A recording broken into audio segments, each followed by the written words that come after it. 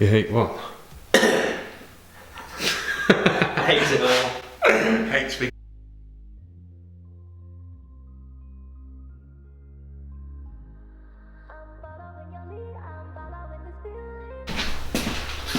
So, it's time for part 2 of the forge build. In this edition, we're going to be gapping the piston rings, setting the pistons out with the piston rings to ensure that you don't get 1 in 3 and 3 in 5 and so on and so forth. Just showing you how to lay out a grid so that you don't get confused. From there on in, we're going to be installing the internals, checking and measuring, and just generally building the block up to a short motor. So, without further ado, we're going to get to it. Okay, so we're here in the engine room with the freshly coated, blasted, cleaned and painted cylinder block that's been mounted. We've mounted it to the workbench in this case. And behind us we've got a set of rings for each individual piston. There's the first ring or second ring and the oil control ring. They're all laid out in a grid with the relevant piston corresponding to it. Pistons are numbered up. It's all in a grid. It can't go wrong. It's all laid out well. So we're now going to lay individual rings, or each individual ring, one by one into the bore to get the proper gap. Now this is where it becomes controversial because everyone's got different ideas about what the ring gap should be. Even the manufacturers in some instances contradict themselves in terms of gapping cylinder rings. It's also then about whether you've decided that you're going to use the vehicle or the engine in a vehicle that's going to be used for road, fast road track, whether it's nitrous, whether it's blown, whether it's turbocharged in this instance, and it's all a matter of opinion. A lot of the manufacturers also have contradicting information about how to calculate the ring gaps. Now we aren't going to go into depth about these calculations, nor are we going to tell you exactly what we're gapping these rings to. We're just going to show you the process just for a very basic kind of demonstration of what goes into this.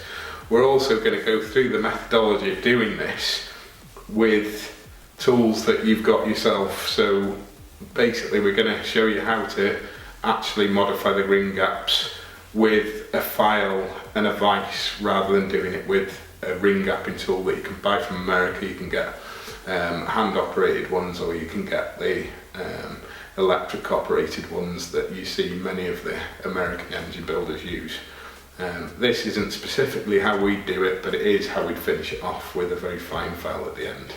So without further ado, we're going to get on with it, and Ben's going to individually gap rings. We'll speed the video up and slow it down as necessary, and there may be a bit of a lull in between, or even some talking over the top. We'll see how it goes. Thanks guys. So you can see the grid in the background that Ben uses to set out the top, second and oil control rings.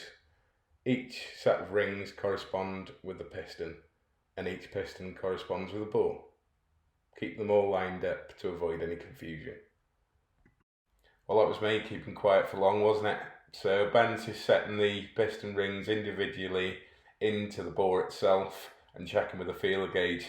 Now this is where the controversy comes. Where do you set the piston ring to check it, and how does it feel when you draw the actual gauge between the ring end gaps? That's something that you can only really get with experience. We set the rings themselves just like down from the top. We set it with another piston just to get them all at equal distance so that you get continuity. Everyone's got their own opinions of what's right and what's wrong. You're going to have to just go with one idea and kind of run with the ball.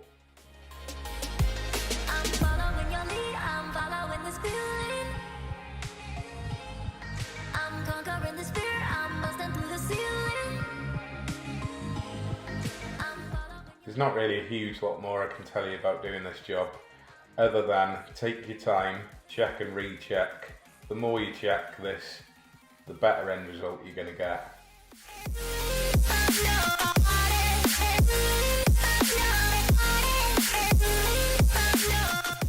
This is the most important bit, making sure that the ends of the rings are square to each other. If they're not, it's trouble.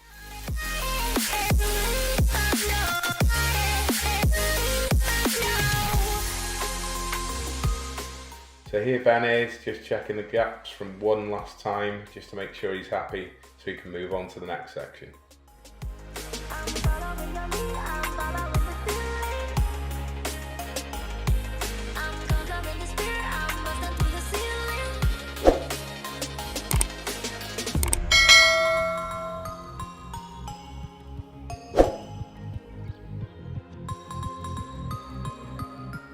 Moving swiftly on to the rods themselves and the end caps. Ben's just going to show you how to dismount the cap from the rod itself.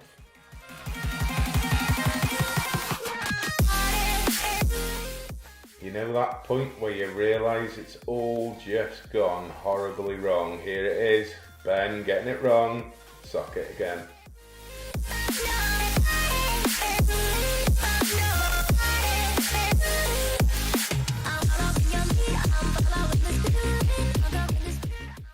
Just make sure to clamp the connecting rod itself in with a bit of cardboard to protect it. From there on in, you can loosen the end cap by just giving it a gentle tap on the end of the ARP bolt. And there you go, it's all loosened off, ready to assemble.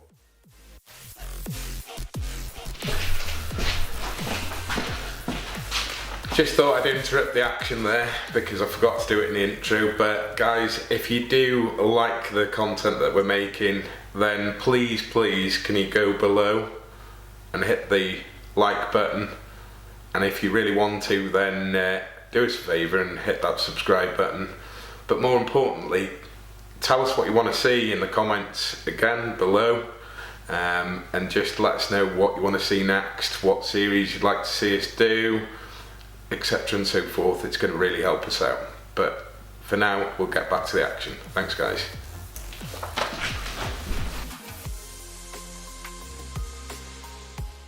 Ben's just carefully removing the gudgeon pins here so that you can install it in the small end of the rod itself.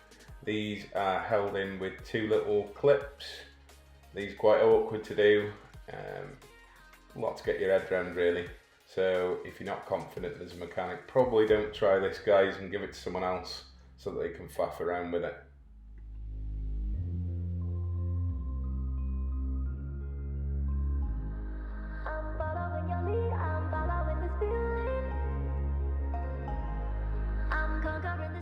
So you can put one side or one clip in first, and that'll give you a guide to slide the gudgeon pin itself in once you've got the connecting rod in place and attach them both together. Ben's just checking it there to make sure it's home fully. That's what I said about this being a fiddly job. Bit of engine lube on the gudgeon pin itself, and we're set to put it home and make sure it's nicely fitting before you attach the con rod. Here we go.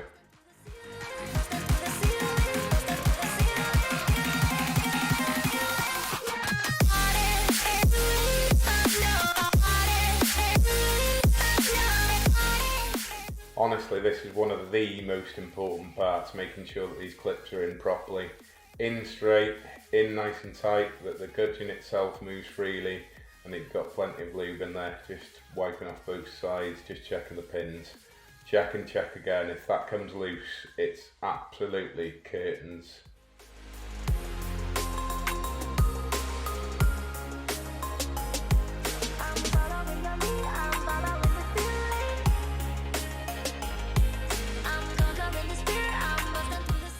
This is another absolute art form. I know Ben's making it look easy here, but installing the rings without snapping them is, if you've not done it before, it's actually quite difficult, or maybe not to snap them, but not to damage the coating of the piston, and to make sure that you get them lined up as per the manufacturer's spec, with the gaps not in the same location on each piston.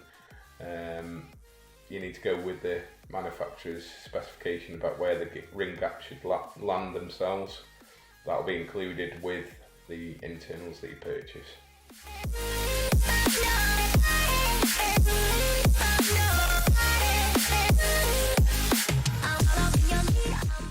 probably the best advice that we can give you is to take your time.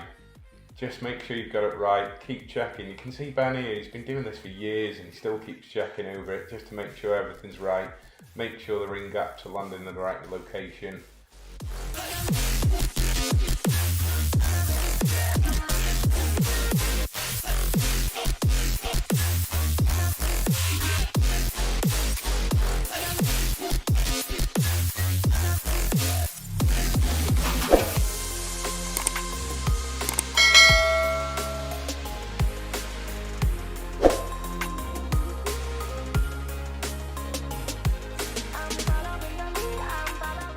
So this is the final bit of lubrication on the piston itself and on the rings, and a little bit on inside of the sleeve. These are piston specific sleeves that allow you to slide the piston into the bore itself. They're tapered so that they compress the rings and allow you to gently ease the piston into the bore itself.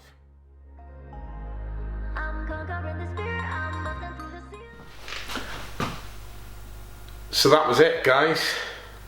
Forge engine build part 2. We gapped the piston rings. We showed you how to set the rings out on the piston. We joined the connecting rods to the pistons, and we generally placed the piston and the con rod inside the sleeve, ready to install into the bore. We did decide to stop it there, guys, just to make sure that this video wasn't like 20 minutes long or something, and try and keep you all interested. So for now, that's the end, and we'll see you next time for the next part of the forged engine build. Thank you.